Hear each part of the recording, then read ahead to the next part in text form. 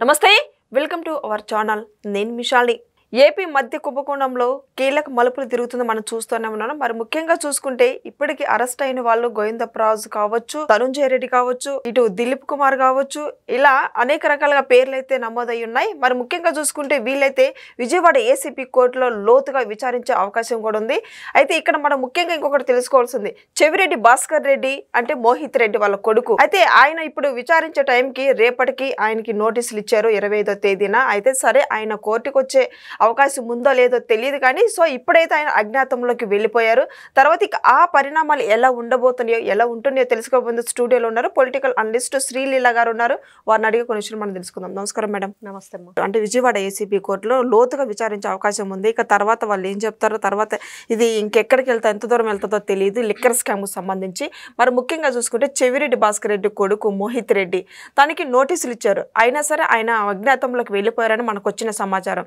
ఇక ఎలా ఉంటుంది మేడం దీని పరిణామాలు ఎలా ఉండబోతున్నాయి అంటే ఏం చెప్తారు నిజంగా ఇంకా కేసు ఫైనల్కి వచ్చేసింది అనేది మనకి ఇక్కడ కనిపిస్తుంది చెవిరెడ్డి భాస్కర్ రెడ్డి మరి మొన్న కొన్ని రోజుల క్రితం చూస్తే జగన్మోహన్ రెడ్డి భాస్కర్ అన్న చాలా మంచివాడు భాస్కర్ అన్నని అన్యాయంగా అరెస్ట్ చేశారు మరి భాస్కర్ అన్న ఎంత ఉత్తముడు అంటే జగన్మోహన్ రెడ్డి గతంలో చెప్పేవాడు కదా నాకు సన్మానాలు చేయాల్సింది పోయి నాకు శాలువాలు కప్పాల్సింది పోయి నాకు పూలదండలు వేయాల్సింది అలా ఉండిద్ది వీళ్ళంతా చేసేవన్నీ కూడా జగన్మోహన్ రెడ్డి పదే పదే పాపం ఒక ఏదైతే ఒక సామెత చెప్తూ వచ్చేవాడు ఒక నీతి వాక్యాన్ని చేసేవన్నీ కూడా ఎట్లాంటి పనులు అని చెప్పేసి చెప్పేవన్నీ శ్రీరంగ నీతులని ఇట్లాగా జగన్మోహన్ రెడ్డి అంటే బ్యాచ్కే ఇది ఈ రోజున క్లియర్ కట్గా వాళ్ళకి వర్తిస్తుంది అనేది అర్థమవుతుంది ఇంత నీచాతి నీచంగా వీళ్ళు చేసే పనులు ఈ రోజున చూస్తే అధికారంలో ఉన్నప్పుడు మరి లిక్కర్ స్కామ్ పేరుతో ఏ విధంగా వీళ్ళు చేసినవి అంటే అసలు లిక్కర్ అనేది లేకుండా చేస్తాను మద్యం అనేది లేకుండా చేస్తానని చెప్పి జగన్మోహన్ రెడ్డి ఏర్లై పారించారు వీళ్ళు లేకుండా చేస్తామంటే అర్థం ఇదే మీరు ఇన్ని విధాలుగా అంటే ఎన్ని అడ్డదారులు ఉన్నాయో అన్ని దారుల్లోనూ ఈ లిక్కర్ స్కామ్ల ద్వారా దోచుకున్నారు మరి నిన్న చూస్తే చెవిరెడ్డి భాస్కర్ రెడ్డి ఏళ్ళు చూపిస్తూ పోలీసుల దగ్గర మరి ఎవరైనా సరే నా గురించి నేను ఏది చెప్తే అది రాసుకోండి మీరు అడిగిన దానికి నేను చెప్పటం కాదు నేను చెప్పింది మీరు రాసుకోండి అన్నట్లుగా అక్కడ ఓవర్ యాక్షన్ చేశాడు అనేది కూడా వినిపిస్తుంది అంటే తప్పు చేసి ఈ రోజున అడ్డగోలుగా దొరికిపోయి మీరు అడ్డగోలు పనులు చేసి మరి ఇంకా కూడా తప్పించుకునే ప్రయత్నం పోలీసుల మీద మీ రుబాబు ఏ విధంగా చూడాలి ఇంత దొంగలు వీళ్ళు అసలు ఎలాంటి దొంగలు అనేది కూడా నిజంగా నార్మల్ దొంగలు కూడా భయపడిపోతారు ఇంత మాకంటే కూడా వీళ్ళు చాకచక్యంగా ఇన్ని వేల కోట్ల రూపాయలు కొట్టేశారు రాష్ట్ర ప్రభుత్వం నుంచి అని అంటే ఇక్కడ చెవిరెడ్డి భాస్కర్ రెడ్డి మరి తండ్రిని అరెస్ట్ చేయగానే కొడుకు మోహిత్ రెడ్డి పరారి మరి మొన్న ఎలక్షన్ అప్పుడు చూస్తే అక్కడ పులివర్తి నాని మీద మరి వాళ్ళ భార్య మీద కూడా మరి ఇతను ఎట్లాంటి అనుచిత వ్యాఖ్యలు చేశాడు అంటే ఒక పెద్ద చిన్న అనే గౌరవం లేకుండా మహిళల పట్ల గౌరవం లేకుండా ఎలాంటి మాటలు మాట్లాడాలి అనేది కూడా మరిచి వీళ్ళు చేస్తున్న వీరంగం ఏదైతే ఉందో అక్కడ ఈ రోజున ఎక్కడ ఐపీ లేకుండా వెళ్ళిపోయాడు అంటే ఎక్కడికి వెళ్తారు ఎన్ని రోజులు మీరు కనిపించుకుంటూ ఉంటారు కానీ చట్టం చేతులు చాలా పొడవైనవి ఖచ్చితంగా మీరు చట్టానికి న్యాయానికి కట్టుబడి ఉండాల్సిందే అతను రేపు ఎట్లాంటి పరిస్థితుల్లోనైనా వచ్చి కోర్టు ముందు మరి అతను ఏదైతే చెప్పదలుచుకున్నాడో మరి వాళ్ళు ఫస్ట్ క్వశ్చన్ ఏంటంటే పోలీసులు ఏది అడిగినా వాళ్ళకి చెప్పే ఆన్సర్ ఏంటంటే తెలీదు గుర్తులేదు మర్చిపోయా అవన్నీ కూడా ఏం జరిగినాయో సంబంధం లేదు తుడా వ్యాను మరి దాంట్లో వీళ్ళు ఫార్చునర్లో ఏ విధంగా డబ్బులు తరలించారు ఏ టోల్ గేట్ల దగ్గర కొన్ని చోట్ల తప్పించుకోవడానికి వీల్లేక ఆ టోల్ గేట్ల దగ్గర మనకి నమోదైంది కనిపించింది కానీ ఆల్మోస్ట్ వీళ్ళు చేసిందంతా కూడా దొడ్డిదారులు అనమాట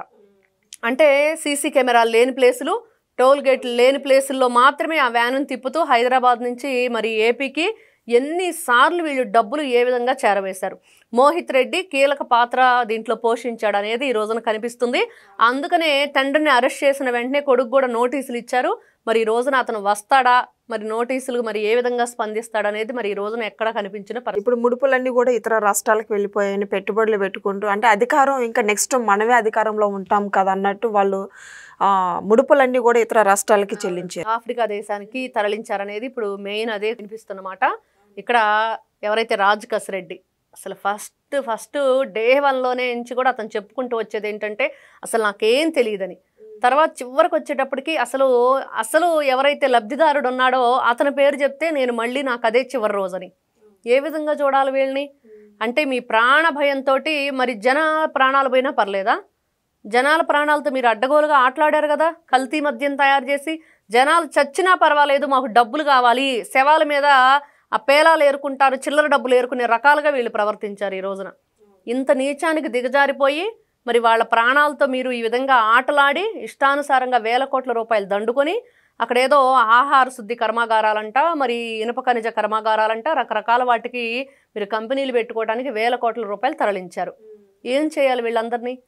మరి ధనుంజయ రెడ్డి అన్న చాలా మంచివాడు అని చెప్తాడు జగన్మోహన్ రెడ్డి, మరి కృష్ణమోహన్ రెడ్డి అన్న చాలా మంచివాడు, మరి నిన్న కారు తొక్కించాడు, ఆ కారు ధనుంజయ రెడ్డి అన్నే కొన్నాడంట మరి జగన్మోహన్ రెడ్డి కోసం. అది అతని పేరునే ఉంది, అతనే కొనుగోలు చేసింది ధనుంజయ రెడ్డి అనే వ్యక్తి. మరి వీళ్ళు చేసే పనులు, వీళ్ళు ఏ విధంగా వీళ్ళ ప్రవర్తన, వీళ్ళ ఆలోచన విధానం, ఈ రోజున మాట్లాడే మాటలు,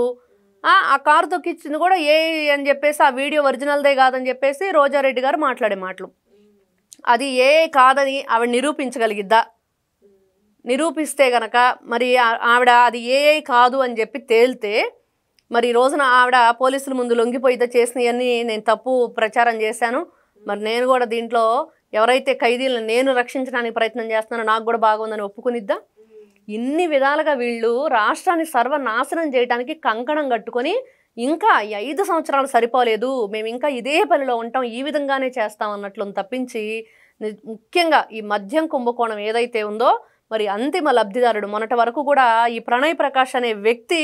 అరెస్ట్ అయిన తర్వాత అతను చెప్పాడు తాడేపల్లి ప్యాలెస్ నుంచి ముడుపులు తీసుకొచ్చామనేది, ఆ మూటలు ఏవైతే ఉన్నాయో అవన్నీ. మరి ప్రణయ్ ప్రకాష్, మరి చాణక్య, ఎవరైతే రాజకాస్ రెడ్డి, చెవిరెడ్డి, మరి రేపు వచ్చే మోహిత్ రెడ్డి, మళ్ళీ అతను అసలు రేపు ఏదైతే వీళ్ళు విచారణకు రమ్మంటే అతను వస్తాడా రానా అనేది కూడా ఇక్కడ పెద్ద క్వశ్చన్ మార్క్ లాగా ఉంది. ఎందుకంటే వీళ్ళంతా కూడా తప్పించుకొని పారిపోతున్నారు తప్పించి ఎక్కడా కూడా మేము నిజమే చెప్తున్నాము, మేము ఎక్కడా కూడా తప్పు చేయలేదని నిరూపించుకోవడానికి ఎక్కడా కూడా వాళ్ళు తప్పు చేయకుండా ఉంటే నిరూపించుకోగలుగుతారు. కేవలం మాటలు మాత్రమే చెప్పగలుగుతున్నారు మేము తప్పు చేయలేదని, నిరూపించుకోవడానికి ఎటువంటి ఆస్కారం లేకుండా ఈ రోజున వాళ్ళు కొట్టుమిట్టాటలు ఆడుతున్నారు. ఎన్ని విధాలుగా అయినా సరే తప్పు చేశారు, ఈ రోజున తప్పించుకోలేకపోతున్నారు. ఇట్లాంటి వ్యక్తుల్ని నిజంగా రాష్ట్రంలో ఉన్న ప్రజలందరితో కూడా నిన్నెవరో చెప్తున్నారు జగన్మోహన్ రెడ్డి మరి తడిగుడ్డలతో గొంతులు కోసేస్తాడు, ఈ రోజున ఇంట్లో వాళ్ళకి కోసేశాడు, కార్యకర్తలు, నాయకులు, మరి రాష్ట్ర ప్రజలందరికీ కోసేశాడని నిజంగా ఒప్పుకున్నాడు ఆయన, ఎవరో వైఎస్ఆర్సీపీ పార్టీకి సంబంధించిన నాయకుడు. మరి ఇవన్నీ కూడా నిజాలు అలానే ఒక్కోసారి బయటకు వస్తాయి. ఖచ్చితంగా కూటమి ప్రభుత్వం అయితే ఈ రోజున ప్రజలకి న్యాయం చేసే వైపే నడుస్తుంది. ఇట్లాంటి వ్యక్తులకి శిక్ష తప్పదు. మేడం, ఈరోజు ఏసీపీ కోర్టులో నలుగురిని విచారించి అంటే లోతుగా విచారించే అవకాశం అయితే ఉంది ఈరోజు. మరి తర్వాత బిగ్ బాస్ పేరు చెప్తారా? మరి ఏం చెప్తారంటే ఏం చెప్తారు మేడం? మొన్నే చెప్పాడు రాజకాస్ రెడ్డి, నా వల్ల కాదు, నేను చెప్పలేను, నాకు ఇదే చివరి రోజు అని.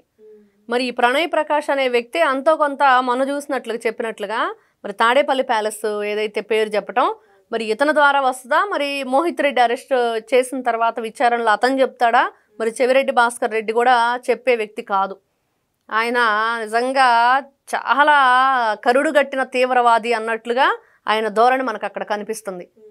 ఎందుకంటే పోలీస్ స్టేషన్కి వెళ్ళి ఈరోజు నువ్వు తప్పు చేసి ఎక్కడో పారిపోతూ ఎయిర్పోర్ట్లో లుకౌట్ నోటీసులు ఉన్నాయి కాబట్టి నిన్ను పట్టుకొచ్చి ఈ రోజున విజయవాడ స్టేషన్లో పడితే వేలు చూయిస్తూ పోలీసులకే వార్నింగ్లు ఇచ్చే స్టేజ్లో ఉన్నాడంటే మరి కరుడుగట్టిన తీవ్రవాది కంటే